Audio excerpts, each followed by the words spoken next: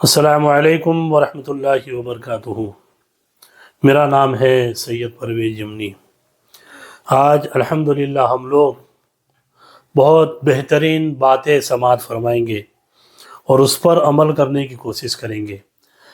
جو بھی مسئلے مسائل ہیں انشاءاللہ آپ لوگ آگے ویڈیو کے اندر دیکھیں گے اور اس پر عمل کرنے کی کوشش کریں گے۔ وضو کرتے وقت کے 9 مکروہات ہم ڈسکس کر لیتے ہیں، اس سے زیادہ ہی ہیں لیکن میجورٹی ہمیں یہ والے مکروہات عام طور پر نظر آتے ہیں۔ پہلا مکروہ کون سا ہے؟ منہ پر پانی مارنا۔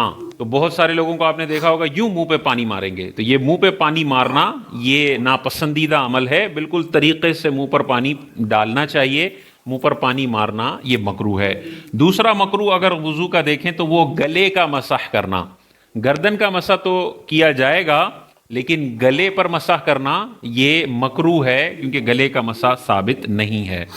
تیسرا جو مکروہ ہے، وضو کے دوران دنیاوی باتیں کرنا۔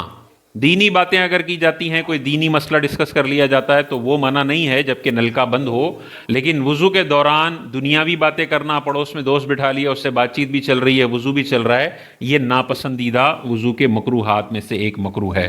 چوتھا مکروہ جو ہے، الٹے ہاتھ سے وضو کرنا۔ تو وضو میں سیدھا ہاتھ استعمال ہونا چاہیے، یعنی جب کلی کر رہے ہوں تو پانی لیں سیدھے ہاتھ سے اور کلی کریں۔ ناک میں پانی چڑھانا ہو تو سیدھے ہاتھ سے ناک میں پانی چڑھائیں۔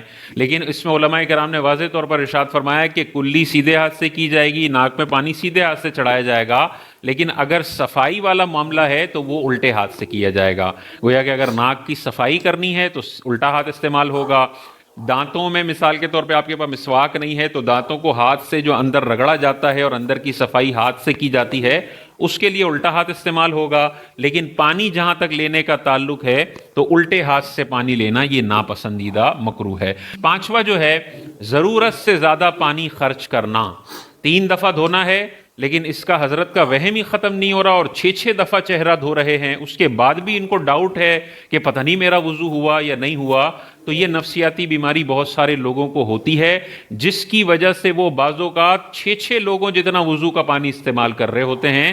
یہ پانی کا ضیاع ہے، پانی ضائع کرنا ہے، آخرت میں اس پانی کے ضائع کرنے کا حساب بندے کو دینا پڑے گا۔ اسی طرح جب مسح کر رہے ہوں تو مسے میں بندے کو بعض اوقات 3-4 سیکنڈ کا ٹائم لگ جاتا ہے، تو اس میں نلکا بند کرنا چاہیے۔ بعض اوقات نلکا کھلا ہوتا ہے اور حضرت کا مسح چل رہا ہوتا ہے، یہ 5 سیکنڈ کا جو مسح ہوا، اس میں جو یہ نلکا چل رہا ہے اس میں کتنا سارا پانی ضائع ہوا، ہزاروں قطرے پانی کے ضائع ہوئے، یہ اسراف ہے۔ آخرت میں اس پانی کے ضیاع پر جواب دینا پڑے گا۔ بعض اوقات آستینیں چڑھی بھی نہیں ہوتی، چہرہ دھوتے ہیں اور پھر ہاتھ دھونے کی جب باری آتی ہے تو نلکا حضرت کا کھلا ہوا ہے اور یوں انہوں نے اتنی دیر سے آستین چڑھائی، دوسری چڑھائی اور پھر یوں نیچے ہاتھ ڈالا۔ یہ اتنی دیر تک آپ نے نلکا کھلا رکھا، اس کو بند کر کے پھر اپنی دوسری ایکٹیویٹیز کر لیتے نا۔ برش کرتے وقت بھی بہت سارے لوگوں کے اندر یہ جہالت ہم نے دیکھی ہے کہ برش کر رہے ہوں گے اور نلکا سامنے کھلا ہوا ہوگا۔ پڑھائی بڑی زبردست کی ہوئی ہوتی ہے لیکن اخلاقی شعور کی اس قدر گراوٹ ہے کہ سامنے نلکا کھلا نظر آ رہا ہے اور اتنے قیمتی پانی کو ضائع کیا جا رہا ہوتا ہے، تو پانی ضائع نہیں ہونا چاہیے۔ یہ نفسیاتی مرض بہت سارے لوگوں کا ہوتا ہے، اس کو ذہن سے نکالیں، شکوک و شبہات کی دنیا سے باہر نکلیں، انشاءاللہ یہ وسوسے ختم ہو جائیں گے۔ اسی طرح دوسری ایکسٹریم یہ ہے کہ پانی میں اتنی کنجوسی کرنا کہ سنت طریقے سے وضو ہی نہ ہو سکے۔ ایک تو یہ نا کہ پانی کی بہت قلت ہے، بہت کم پانی ہے، 2 بندے سنتیں چھوڑ کے وضو کریں گے تو دونوں کا ہو جائے گا، ایک بندہ سنت سمیت وضو کرے گا تو دوسرے کے لیے پانی ہی نہیں بچے گا۔ ایسی کریٹیکل سچویشن ہو تو پھر تو فرائض پر فوکس کر کے سنتیں چھوڑ سکتے ہیں، لیکن اگر پانی مناسب آ رہا ہے تو پھر اتنا کم پانی لینا کہ وضو کی سنتیں پوری نہ ہوں، یہ بھی مکروہ ہے۔ دونوں کا خیال رکھنا ہے، نہ افراط نہ تفریط، بالکل درمیانی درجہ۔ 7واں جو مکروہ ہے، ایک ہاتھ سے چہرہ دھونا بلا عذر۔ کوئی مجبوری ہے، کوئی معذور پن ہے، کوئی زخم لگا ہوا ہے، اس میں اگر آپ ایک ہاتھ سے دھوتے ہیں وہ کوئی مسئلہ نہیں ہے، لیکن اگر دونوں ہاتھ سلامت ہیں تو پھر دونوں ہاتھوں سے چہرے کو دھویا جائے گا۔ ایک ہاتھ سے دھونا مکروہ ہے، اس میں پانی بھی زیادہ استعمال ہوگا اور وضو میں وقت بھی زیادہ لگے گا، مشکل بھی ہوگی اور خلاف سنت یہ طریقہ ہے، دونوں ہاتھوں سے ہونا چاہیے۔ 8واں جو مکروہ ہے، ناپاک جگہ پر وضو کرنا بلا وجہ، بلا عذر۔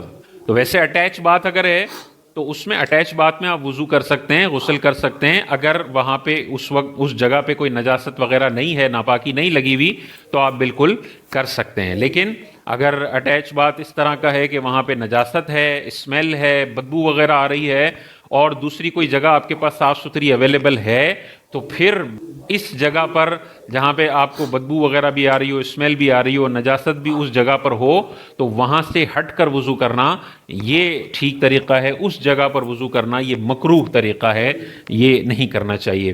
نواں جو مکروہ ہے وہ مسجد کے فرش پر وضو کرنا ہے. ہم تو مسجد کے اندر وضو خانہ بنا ہوتا ہے اس میں کر رہے ہوتے ہیں، لیکن اگر کوئی مسجد کے فرش پر وضو کرتا ہے اور مسجد کے اندر مسجد کی صفوں میں اس کے وضو کے قطرات گرتے ہیں تو یہ بھی مکروہ ہے، اور یہ مکروہ تحریمی ہے، ناجائز اور گناہ ہے مسجد کے اندر اپنے وضو کا پانی گرا کر مسجد کو گندا، آلودہ اور کیچڑ کیچڑ وہاں پر کرنا. تو آپ تمامی حضرات نے ویڈیو کو مکمل دیکھا. اللہ تعالیٰ کی بارگاہ میں دعا کرے کہ الہ العالمین ہم تمام لوگوں کو ایسی بری باتوں سے بچنے کی نیک توفیق عطا فرمائے اور اچھی باتوں پر عمل کرنے کی نیک توفیق عطا فرمائے. آپ تمام حضرات سے گزارش کروں گا ہماری ویڈیو کو زیادہ سے زیادہ لائک کریں، شیئر کریں، سبسکرائب کریں اور لوگوں تک پہنچائیں تاکہ لوگوں کو دین کی معلومات ہو سکے. السلام علیکم ورحمۃ اللہ وبرکاتہ.